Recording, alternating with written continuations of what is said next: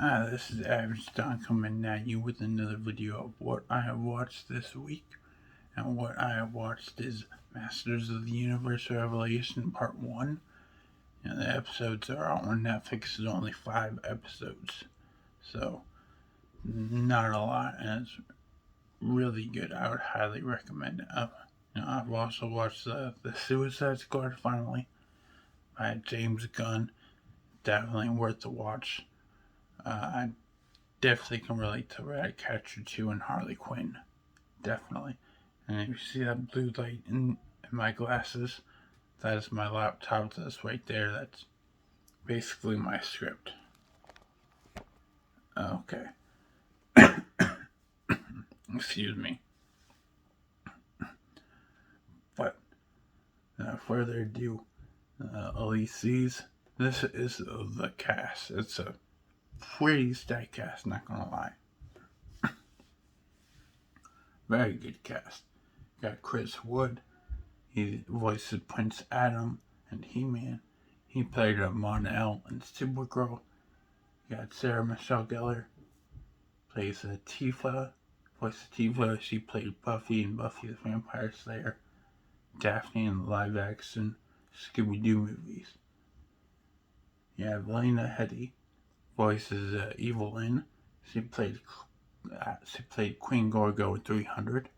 Also, Cersei Lannister in Game of Thrones. Got Mark Hamill, who voices Skeletor, and do you know who Mark Hamill is? You should know he plays Luke Skywalker in all the Star Wars movies. He also voiced the Joker in various animated shows and movies, video games, starring Batman. Tiffany Smith voices Andra.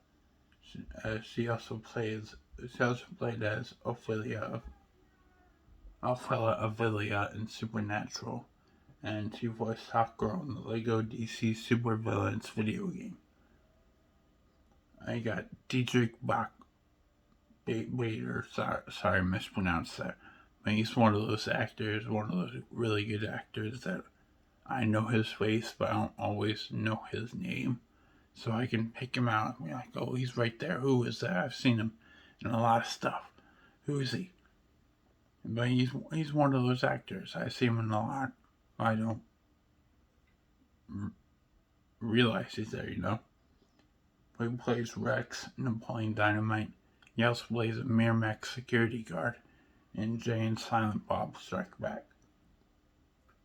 You have Justin Long, who voices Roboto. He plays Matt Farrell in Live Free or Die Hard. Bartleby Gaines in Accepted.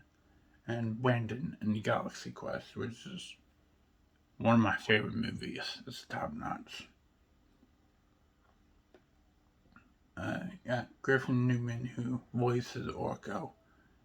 He plays Arthur Everest in The Tick, the Amazon series, which is very, very good. Very awesome. I love it. Stephen Root voices Cringer. Plays one of my favorite characters, and also he plays Milton in Office Space, which is excellent movie by Mike Judge.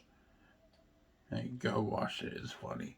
He also plays Gordon in Dodgeball: A True Underdog Story. That is also a great and fantastic, funny movie. Kevin Conroy voices Mer-Man, voices Batman, and a lot of animated stuff. So. Mark Hamill plays Joker, then Kevin Conroy plays Batman, pretty much. You got Jason Mewes, who voices Stinker. Pretty much Jay in every single Kevin Smith movie. So, like Clerks 2, Jay and Silent Bob Strike Back, Dogma, Mallrats Chasing Amy, all that. That makes sense because this is written partly by Kevin Smith. So, now, I'm going to talk about the show for a little bit, so the spoiler section. If you want to watch the show, it's, like I said, it's a great show. It's a short show, 5 episodes. It's on Netflix right now. But I'm going to talk about the show, so spoiler alert right here. So go watch the show and then come back. I'm going to just talk about the story. I'm going to spoil the crap out of it. So here is your warning.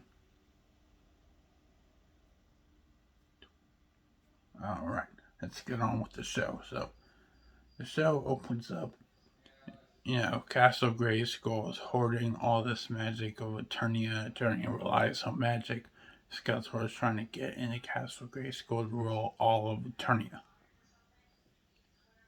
Alright. So basically, He-Man is there to try to stop them, and the Sorceress is there to try and protect Castle Grayskull from ever happening, from Skeletor, from ever capturing.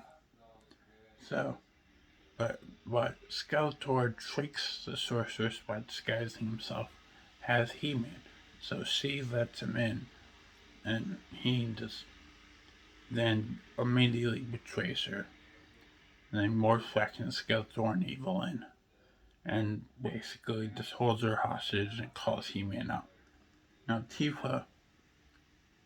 is Tifa is a girl that's being promoted to man-at-arms, pretty much, and so a very high standard thing in the military army for protectors of Eternia. So while that's happening, and Prince Adam, King Randor, Cringer, they're all there. They're all celebrating, and they get the call to protect Grayskull. So they all go,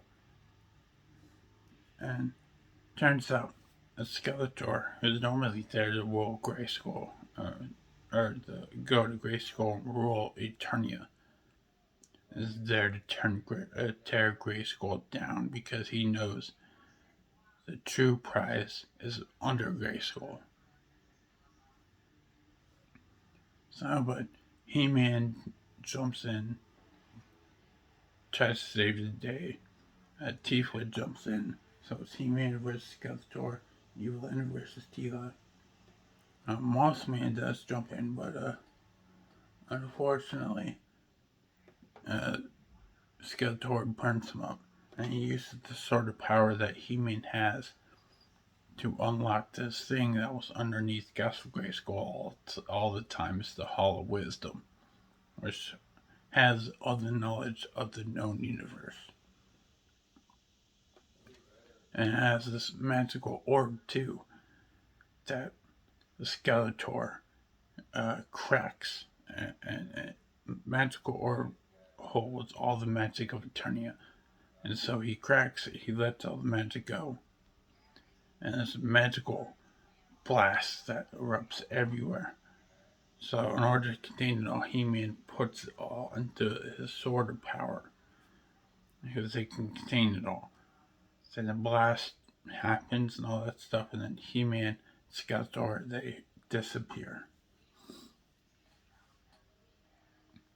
And then of course Tila and King Randor find out that Prince Adam was in fact He-Man. And Tila's just like, you know what? Nobody's gonna tell me anything. I'm just gonna leave.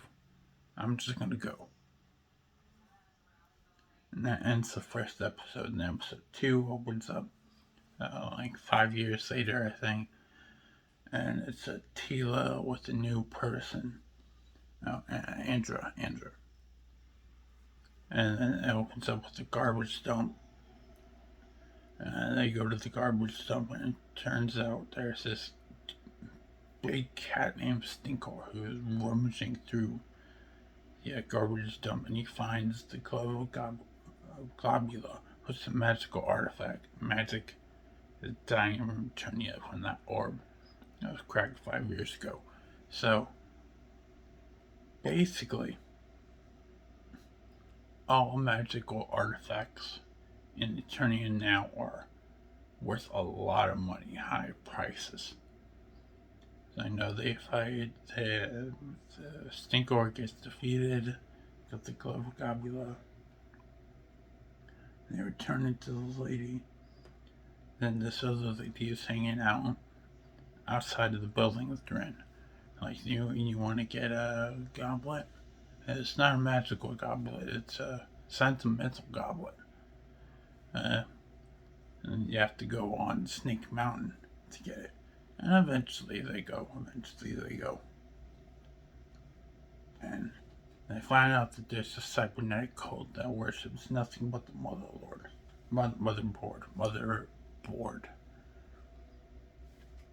And like, glory be unto we who live and diode in the motherboard. And it shows that they have this drink that can transform humans into half machines, basically. It's pretty gruesome. I like it. I love it a lot. And you got members of this cult like Trapjaw and Triclops. They all believed in magic. They all followed Skeletor, and then he up and disappeared. Where did he go? Oh, I put our faith in magic. We can put our faith in machines. But of course, there's a big battle. They're using the goblet for the drink that she wants. So there's a big battle. Eventually, there's Octopus, and they win. They get the goblet, just like, hey, and then they will just like, hey, you got the goblet. Do you want to finish the set? You gotta go to Castle Grayskull. And Tifa and Andra, they eventually agree. And that old lady turns out to be Evil-Lyn. But it was done for a good thing, not for a bad thing. So Evil-Lyn's protecting the last magical spear of Eternia. The magic has disappeared. The magic cannot be accessed. That's the sword of power. So it's like no sword, no magic, no Eternia, no universe. But the sword didn't disappear with He-Man. It broke into two parts, right? One is in the Hall of Heroes in Eternia. That's pretty much heaven. The other one is in Subternia, which is the land of the living dead, or pretty much hell. So Tifa, of course, originally refuses to help because, she's still mad that she got lied to by everyone about He-Man. So she originally declined, but then eventually she is convinced by a cringer talking to her.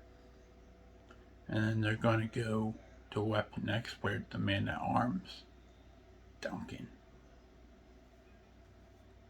And that's episode 2. Episode 3 is called The Most Dangerous Man in Eternia. Yeah. You get a lot of past stuff going on, and Indra asks a lot of questions about He-Man to Tifa. Yeah, he always says the puns like, they're facing a Mer-Man and stuff. Of course, Mer-Man's always at sea. So then they defeat Mer-Man, and they're like, you're all wet. Because he's wet from the sea, from the water. Ha. But anyway, there's this motherboard. The motherboard court is still motherboard cult is still alive. They demand sacrifice. The man at arms Duncan will do. But Tila and Andra, they save the day. Tila, Andra, and Evil-Lyn, they save the day. So, with Duncan and Beastman. But Duncan needs to return the cup of enchanted water to Orko, because Orko is sick and dying. Because with all the magic going, he's going to. He's trolling mage. So, of course, he's just dying. All mages are sick. And this when Roboto shows up too, Robato's looking fine. Because he's an AI. He doesn't really get sick. Doesn't really die or anything. And they all agree to go on adventures to put the Sword of Power back together. So it's Duncan, Roboto, Beastman, Orko, Evil-Lyn, Andra, and Tifa. And they all split up, kind of, so. And Tifa, Andra, Roboto, Beastman, Orko go to Subterranea, and Duncan the Man-at-Arms goes to Castle Grayskull.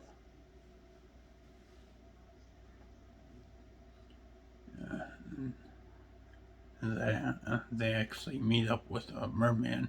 Of course, they have a little battle, but they beat him, and they're like, "Alright, Mer-Man, you show us the way to Subterranea, and we'll let you go." And then, of course, Tifa's, they all do that, and Tifa's just like, something fishy about that guy. And then the episode ends. And we got episode 4, Land of the Dead. Now, Orko starts off the episode with a little poem. It's like, that is, you cannot make your living in the land of the dead, my dear. The only wealth you'll need to bring is a currency of fear. And, the number one rule of anything scary is don't get separated.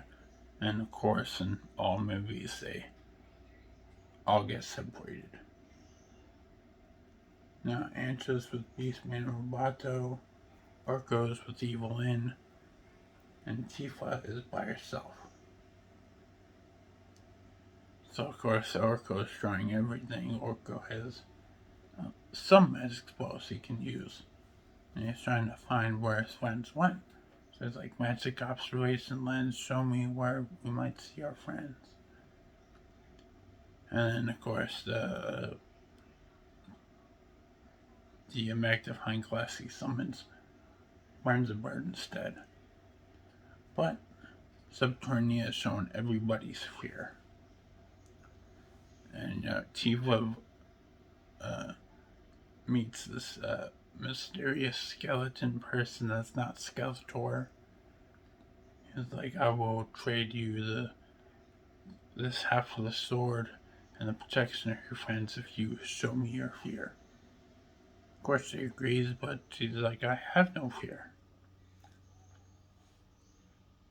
And as he goes into the well of darkness, Orko and Evil-Lyn, they go to the spell spring, and it's all dry. Now what is this fear? Orko's fear of dying and, just not being the best, He's trying to live up to these standards, but he knows he's just a doofus, pretty much. And so he's always judging himself. He feels like his friends are always berating him. He just feels like a letdown, pretty much. And he unleashes all this on Evil-Lyn, who is not really that evil, to be honest. She lays down some good lines, some good advice. She's like, you have to fight your enemies, yes, but especially your friends. While all that's going down, Tifa faces the version of He-Man. And Elston's out the Roboto. It's a polite fighter because he's kicking everyone, and he's just like giving them advice, And he's like, I'm sorry, check your temperature and all that stuff. And there's all these shadow beasts that are all around that are pretty much like shapeshifters, pretty much. They're in all these forms. And Heaven's Gate does get revealed to them. And Orko looks at Evil-Lyn and it's just like, well, nobody's born evil. And so they all get out of the fear thing, and they're about to press on through Heaven's Gate. And all of a sudden, this big monster just starts attacking them out of nowhere. And Orko is just like, this is it. This is my big moment. Everyone goes to the gate, and I'm going to protect you. And Orko successfully does. He has his magic shield, magic portal, and everyone's like, no, don't sacrifice yourself. We love you. And Orko's like, no, I must do this. And he keeps shielding everyone. And everyone's just like, no, come on. And they start going towards Orko, and Orko flies towards the monster, and explosion, or whatever, or implosion. Basically killing Orko and the monster, and sending everyone else through the Heaven's Gate. And then they run into none other than the actual Prince Adam. That's the end of episode 4. Episode 5 is the Forge at Forge at Forest Forever. The Forge at the Forest of Forever. So everyone's pretty much trapped in Britannia, which is heaven. And maybe Adam can get them out, because if they go to the Castle of Grayskull in heaven, pretty much, there's this portal that can get them out. And no one's ever used it before. So, but the actual Grayskull is on this wild hunt.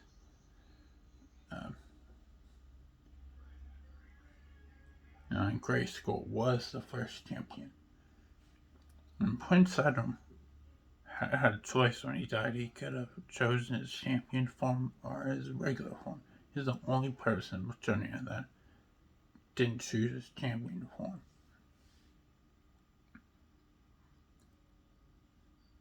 And they're there to find the second half of the Sword of Power. And they have to build a huge forge. A huge forge for it. So Roboto starts working on building a huge forge, because he has the temperature, he has fire, and he can use to actually forge the two swords together to make the Sword of Power. And Prince Adam's just like, has anyone ever left Britannia? And he is told that yes, he can, but since he's already dead, and once he gets out of Britannia into Eternia, he can never come back. Now, Teal's still mad at Prince Adam for not telling him that he was He-Man. Sword of Power was forged, but there was a huge explosion. So Roboto is feeling like he's dying. But he's happy because he is feeling, which means that he is not entirely AI. All he wanted to do was be human. Since he's feeling like he's dying, he's feeling. So that means he is partly human. And he's just like, what a way to go. Prince Adam does return to Eternia, which means that if he dies, he won't go back to Eternia at all. He'll just die. And of course, they have the two swords converged. He has a Sword of Power. And he tries to conjure up the energy. But then Skeletor shows up and stabs He-Man. Marvelously, the whole time he was hiding in Evil-Lyn's staff. He didn't die, he was just hiding. He was pretty weak, pretty powerless. So he was waiting for the right moment to strike. And he did. He stabbed He-Man, and Prince Adam. And so now he is the master of the universe. And that's all the episodes so far. That's episode 5. And like I said, it's a pretty good series, and it's definitely short. It'll take you like 6 hours or something for part one. So it's definitely worth the watch. It's on Netflix. It's pretty good. Spoilers over. You can watch that. You can watch this video again. Man, it's a fantastic show. I love it. Love it, love it, love it. But yeah, of course, that's the ending of the show. I'm droning on. But hey, if you want to find out what I'm watching while I'm watching or whatever in my socials, I'm using all my socials again. I'm trying to use Twitter a lot again. But you can follow me on my socials. Of course, my number one is always Instagram. That's TRIPL3XXX Mayhem. Of course, I'll have the spelling and stuff in the bottom as well if you don't understand me. I do have a Facebook. It's at official Average John, and my Twitter is at real Average John. All right. And without further ado, just want to follow me there. I don't know what I was saying without further ado. I don't know. I shouldn't go off script like that. Well, I don't have a script for the ending. So, but basically, I will just see you all later, and hopefully you follow me on my socials. If you don't understand me here, that's okay. I'll have a lot of stuff in the description down below. So I will see you all on Saturday.